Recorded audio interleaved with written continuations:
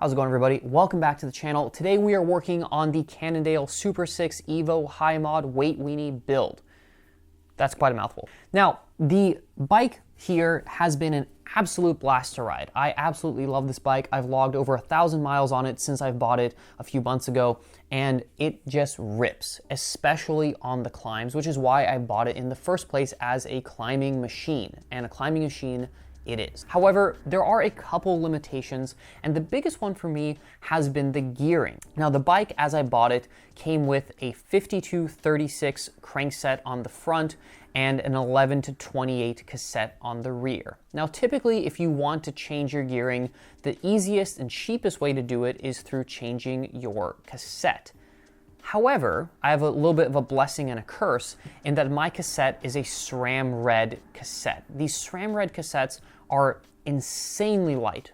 Machined out of a single piece of aluminum, they are incredible. They're also insanely expensive. They are over $300 or close to $300 for a new one. And so going from an 1128 to like an 1130 would be a pretty expensive way to check out whether or not the gearing is an issue for me. So instead, what we're going to do is we're going to be replacing the chain rings. Now, this chain ring here, or this set of chain rings, is a 50-34 compact, which will replace the 52-36 mid-compact that's currently on the Hollowgram cranks. 50-34 doesn't sound like a huge difference, but I think it will make a somewhat noticeable, hopefully significantly noticeable difference on my ability to climb steep stuff. Now, the current issue I have is sort of twofold. One issue is on the really steep stuff. I'm talking 15, 18, 20% stuff.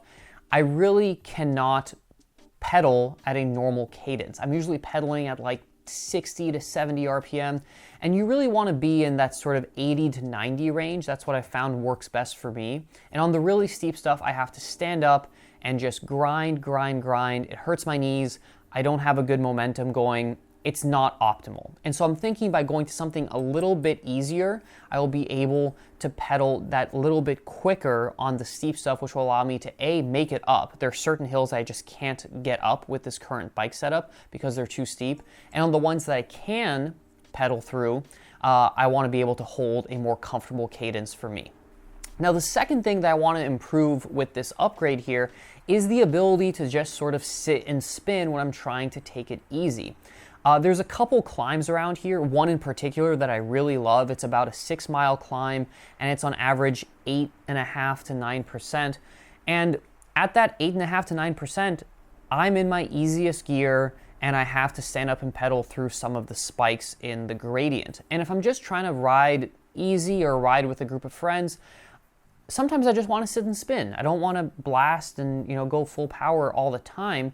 And I can't really do that with my current setup. So by going to this 50-34, this should give me a nice sort of spinning gear when I'm just sort of sitting and taking it easy. All right, so today we're gonna be doing 3 things. First, we're gonna go ahead and take the bike out for a spin on 4 different test hills. Now, these hills range in terms of gradients. Some of them are pretty shallow and consistent. This is more like a big ring hill. We're gonna have a couple that are sort of peaky, where they go, shallow, steep. Then we have a couple that are just absolute brutal, steep grinders. Now, these different test hills will give us an idea of what sort of cadence I can hold at a given power on these different gradients. Now, again, like I said, you want to really be about 90 RPM cadence-wise when you're pedaling. Obviously, on the really steep stuff, you're going to be lower than that, but you want to be as close to that as possible. At least that's sort of the blanket statement. Some people like to be a little bit lower, 80 to 85. Some people maybe like 95 and above. For me, I like 90. That's sort of my natural cadence. Whenever I look at my rides and I do the sort of analysis, I'm always at like 89, 90, 91 RPM average. So that's what works for my body. So we're going to go on these test hills. We're going to, again, try to hold a consistent power between the different, the first attempt and then the second attempt later on. We're going to hold consistent power. We're going to see what kind of cadence I can hold on these different hills.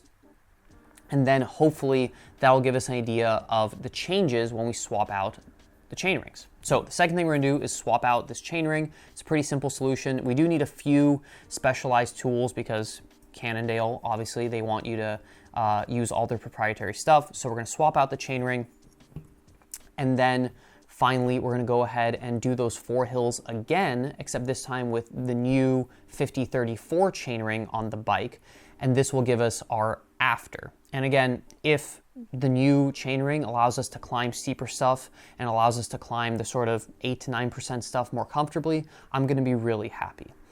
If it doesn't make a huge difference, then, you know, that kind of sucks, but we should still shed a little bit of weight.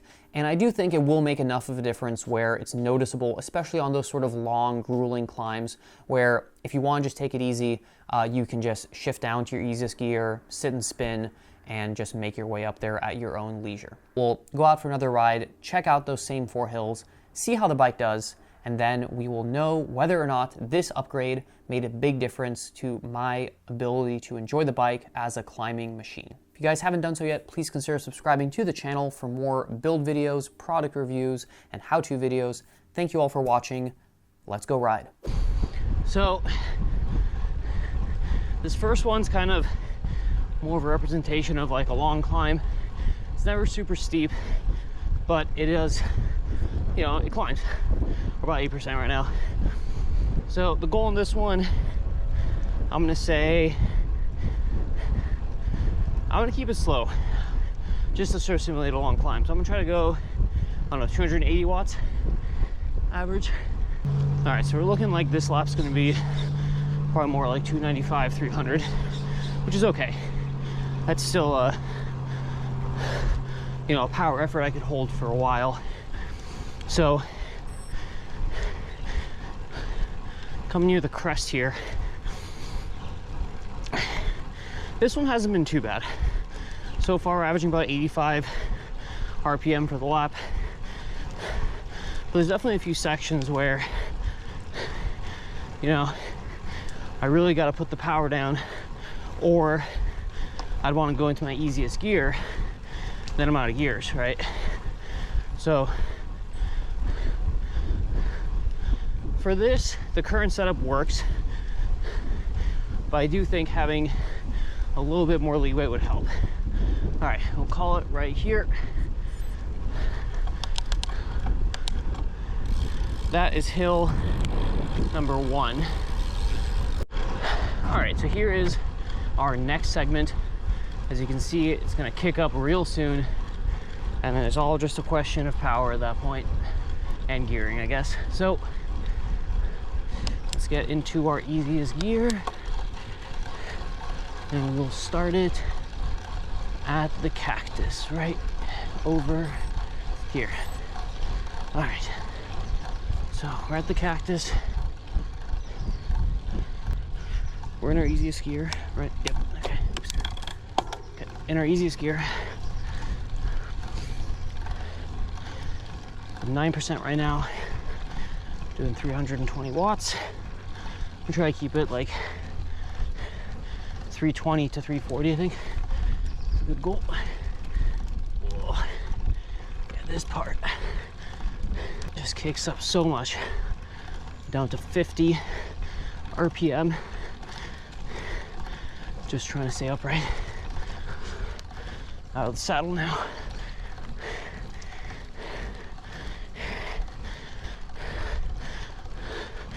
We're at about 22% here.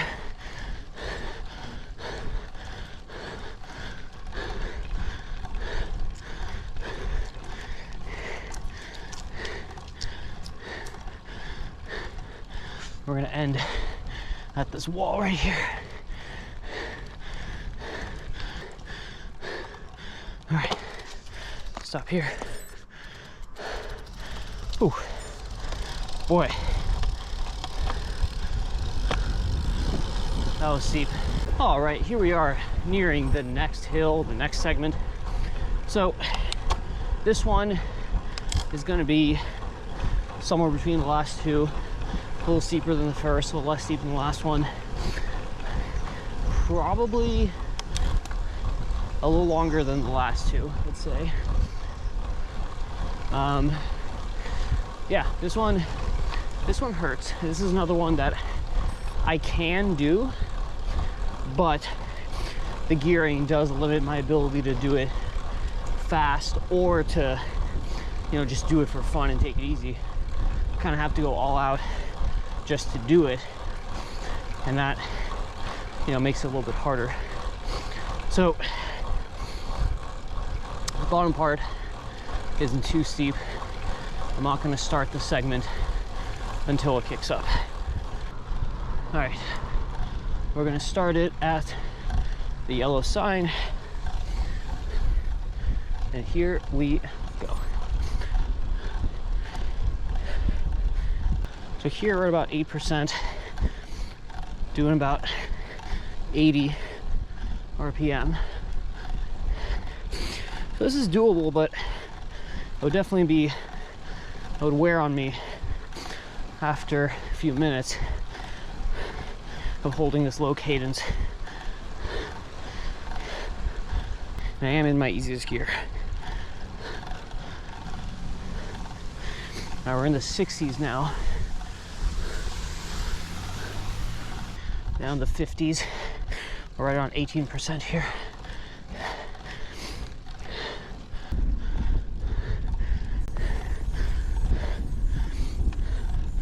All right, we'll call it there. About 3 minutes. Okay. So on that one there, I was able to make it, but cadence is getting real low near the bottom.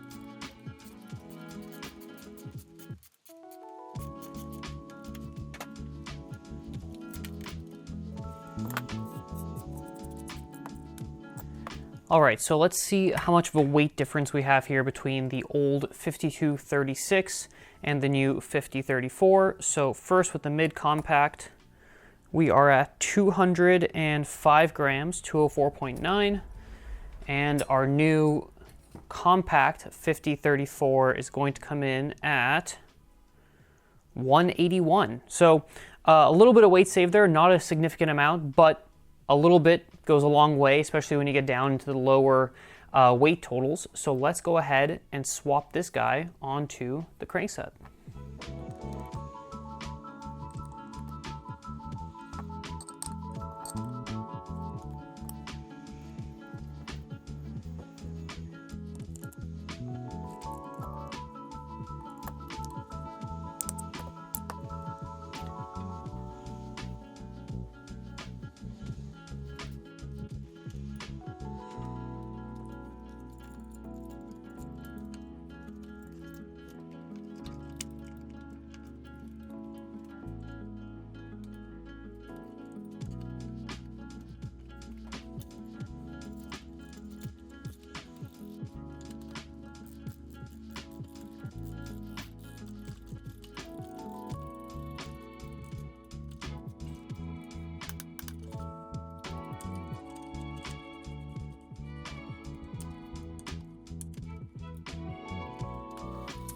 All right, we've got the new chainring on the bike.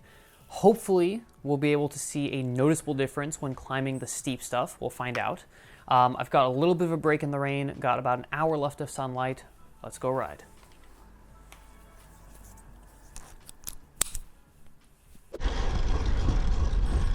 All right, here we are. We've now upgraded to the 5034. Let's hit up those same hills. See what kind of difference this makes. I believe that's the right gear. Yes. Start the lap there. All right, here we go. All right, so off the bat, this definitely feels like I'm spinning faster. In fact, I'm already at about 100 RPM down here. I imagine we'll drop a little bit on the steeper part, but this is still comfortable here. You know, I'm at about 90 still. Yeah, this is good. This here is about 8, 9%. This is sort of the kind of climbs I like to do. Longer, obviously, but it's nice knowing that I still have a gear in reserve. Where, you know, right now I wouldn't say I'm spinning, but I'm not working super hard. And if I wanted to spin, I just click down one more gear.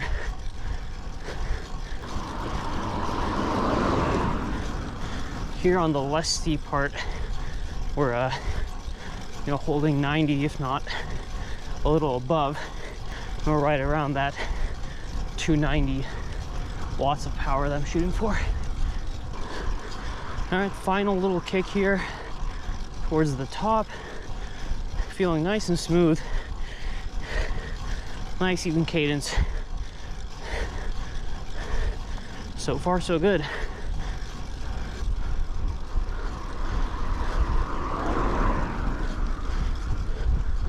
All right, and this is just about the top and hit the lap right there. All right. First hill, solid. Felt real smooth. Cadence was very manageable. And I still had one gear to go. That's how I did it the first time too, my second easiest gear. Now, let's head out to our really steep one and see how much of a difference it makes there. All right, hill number 2. This is the real steep one. So last time I made it to the top, but I was pedaling real slow for the last few feet there. So let's see if the 5034 makes a big difference here. Lap starts at Cactus, easiest gear. Yep, right there, and ready, go.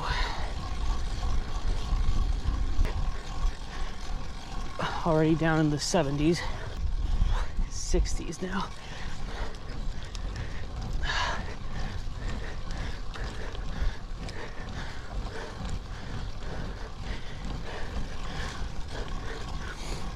About 20% grade here.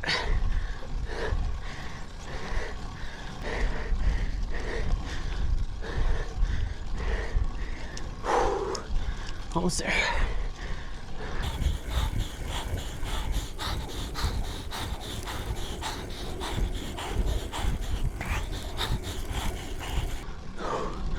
Whew. There it is.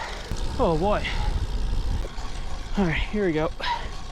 Last and final hill of the day. This is definitely a steep one, but not quite as steep as the last one. Right now holding about 80 RPM. This is the less steep part of the hill. It's gonna kick up soon. Then I'll probably get out of the saddle at that point. All right, so 83 at about 11 or 10%. That's pretty solid.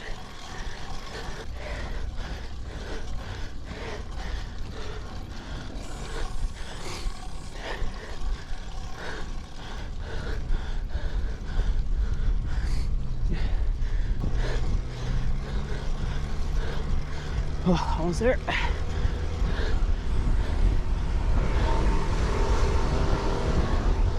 And lap. Okay, so here we are back in the garage, and the question is, was this a worthwhile upgrade to the Cannondale SuperSix? So just to recap, we swapped out our mid-compact 5236 for a compact 5034. Now this may not seem like a big deal, it's only a couple of teeth difference between the two chainrings, but the question is, will it make a noticeable difference in my climbing ability, or more accurately, I think, climbing enjoyment, the ability to climb, whether it be faster or more comfortably at various cadences, various gradients, so on and so forth. So what we did to test this out was we went on 3 different test hills. Each hill was a little bit different. They were all relatively steep, except for the first one, which was sort of more of a, I guess, a shortened version of a long, steady climb. And the idea was that by trying out these 3 different hills of varying gradients, we'd be able to figure out how much of a difference there would be in terms of cadence, right? So by holding a consistent power between the two attempts, we could try to figure out how much faster I'd be able to spin the pedals in the same gear, or the same, sort of level of the cassette, right? Easiest gear, second easiest gear, whatever it may be. So let's go ahead and review the data between our two attempts of 3 hills to try to figure out whether or not this was worth it. So for the first climb number 1, that was about, let's see here, that was a little bit over a half mile, and it was about 6.7% average. So not super steep, sort of a kind of hill that you would do a long effort on, right? Maybe like a 30-40 minute effort. Granted, you can find a hill that long, but nothing super steep. It did have a few peaks where it got up into like the 9-10% range, but it was relatively mellow throughout the whole hill. So on the first attempt with the 5236 Midcompact, we held 294 watts of power on average, and the cadence was on average 84 RPM, which is not bad, right? 84 RPM, and this was in my second easiest gear, second easiest cog in the back. 84 RPM is pretty close to that 90 that works for me. 89 to 90 is sort of the cadence that I think I naturally sort of ride at when I'm climbing. So first attempt, 84 RPM in that second easiest gear. Again, that's totally doable, and in fact, I've never really had an issue on this hill, but the question was how much of a difference would it make to go to the 5034? So on the 5034, on that same hill number 1, we were up to 89 RPM average, which is right about what I like in that second easiest gear. Now again, obviously with the Midcompact, given that I was in my second easiest gear, I would probably just shift one gear, shift up one gear, I guess, and obviously I'd be able to hold 89, 90 RPM really easily. So this hill wasn't necessarily a hill that I needed help on, right? Obviously I was never really uncomfortable on it, but it sort of gave you an idea of what I could do in this second easiest gear and what the difference would be. I found that when I did the hill in my easiest gear, I was just spinning too fast, and so the difference wasn't worthwhile. And then power on the second attempt was 295, so we were within 1 watt, so that's pretty consistent, and I'm going to call this, a pretty accurate depiction of the difference between the two. So for me, this first hill I think is pretty important because a lot of the long climbs I like to do are at about that 7 to 8% average gradient, and the fact that even in my second easiest gear, I was spinning at about the cadence I like, it means that I had 1 more gear to go for when it kicks up. There's one hill in particular here, it's about a 40-minute climb for me. That's about 8.5% average, and I find myself just being out of gears in certain situations. If I'm trying to go fast, I can, I'm perfectly comfortable, but if I'm trying to sort of just sit, spin, relax, ride with someone else and sort of take a conversational pace, I find that I'm having to stand up just to sort of keep myself moving on certain parts where it really pitches up. And so I think this particular hill is a good example of why this might be worth it for me. All right, next up we have hill number 2. Now this was the real sort of test of the, limit of the climbing ability of the setup. This was by far the steepest hill, average of 17.8% over a quarter mile, with pitches of upwards of 20 to 22% gradient. So really steep stuff. And this is a hill that sometimes, if my legs are a little gassed, sometimes I just can't make it all the way to the top. Sometimes I just have to unclip and just turn around or whatever. So this was more of a test of what can I ride? What's the steepest thing I can ride with this setup semi-comfortably? Now, obviously at 20% gradient, you're not gonna be spinning 90 RPM, and I know that's not gonna be the case here. But if you can hold something that, resembles a comfortable cadence that's within the ballpark, at least in the 60s. When you get down to the 40s and 50s, man, you are just turning those pedals so slow. You are pedaling squares, as people call it. It's not ideal. It's not comfortable. It hurts your knees. It's not something you can hold for a very long time. So if I could just get in that semi-comfortable range of like the mid-60s, maybe potentially even the low 70s, I'm going to call that a win. So on my first attempt with the 5236 Midcompact, I averaged 58 RPM, so really rather slow. Obviously, I started off a little bit fast. I was in the 90s on the sort of less steep part of the climb, and then as it started to kick up, I dropped into the 70s, then into the 60s, and then the most of it at the end was sort of in the low 50s, tapering off into the low 40s, actually the high 30s. I was at 38 or 39 RPM right at the steepest part, right before I turned around and finished that lap. So again, I was able to do it. It wasn't fun. It wasn't comfortable. This one here, just for comparison's sake. Now, again, this one's probably going to be a little bit of variance in power because it's really hard to hold a consistent power on this sort of effort where you're going, 18%. You have to stand, and it's really hard to sort of meter your strength out, your power out. So for this first attempt, I held 333 watts for the 2 or so minutes. Second attempt was 347 watts. So definitely a little bit more power, and we can consider that, we can fudge that into the RPM a little bit, because obviously I was pedaling a little bit harder. So for the second attempt here, I held 64 RPM average compared to 58. So not a major difference, but I do think you can feel the difference between a 58 RPM and a 64 RPM, especially when you're in that, like you're just trying to get to the top and it's a short effort and you just need to grind it out. If you can hold above 60, I think that's a little bit more comfortable. Again, if we look here, I started off in the high 90s when it wasn't really that steep. Most of it was done in the sort of mid 60s, it looks like, for most of the steep part. And then I sort of dropped off into the low 40s, but never below that, never below 43, whereas last time I was down into like 38, 39. So again, major difference? Probably not, but enough of a difference to be noticeable? I think so. I think so. And so our final hill was a slightly longer and relatively steep hill. It sort of kicks up near the end. It gets progressively steeper. Obviously not a sort of gradient that I would do on any sort of really long climb. This is actually still pretty steep, but it was sort of an in-between of starting off with something that's not super steep, something that is reminiscent of a long climb gradient, working your way up to like a punchy climb that you just need to get over and put your power into. So this third and final hill was 13.6% average, although it really does sort of kick up near the end. At the beginning, you're sort of looking at, 8 to 9 to 10%, something like that. And then the last little bit is, you're looking at the high teens, even a few sections in the low 20s.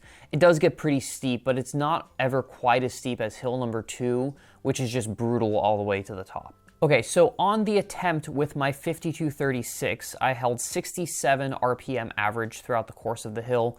Again, there was some variation there since it does sort of start off a little bit less steep and then ramp up near the top. So I was kind of holding, low 100s to, I'd say high 70s and low 80s for most of the beginning, right? The first part's, I wouldn't say flat, but relatively shallow, and so I was, kind of over revving there. And then I kind of settled into like a 77 to, 75 to 77 RPM cadence for most of the not super steep part. And then when it kicked up, I dropped into kind of the 50s, mid 50s, and low 60s for the rest of the steep part. This one was 319 watts average. So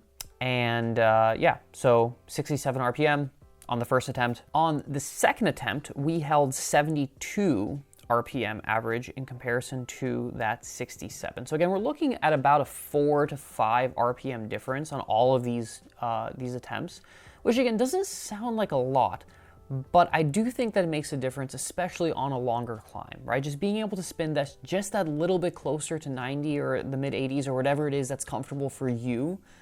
That's important, right? That's more time in which you're not feeling uncomfortable, right? If you're uncomfortable, if your knees are hurting, if you are just pedaling really, really slow and just, turning those pedals like that, that's not fun. That's not comfortable for very long.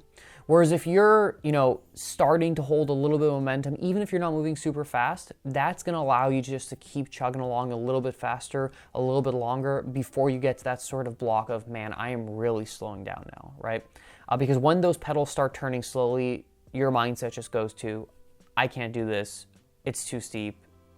I'm turning around. I'm slowing down, whatever it is, right? If you can keep that momentum going, that goes a long way. So again, 72 average on the second attempt.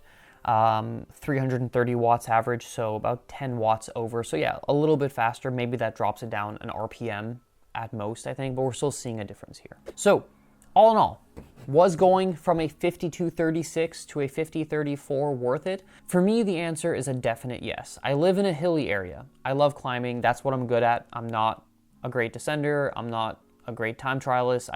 I like to climb. That's what I'm good at. And having just the ability to pick the right cadence for me was worth it. I also noticed that with the old setup with the 5236, when I was in the big ring, I really wasn't using anything more than the top half of the cassette. And when I was in the small ring, it was kind of the same situation. It was just when I was climbing, then I'll switch over, right? So the whole bottom part of the cassette, I just wasn't really ever using.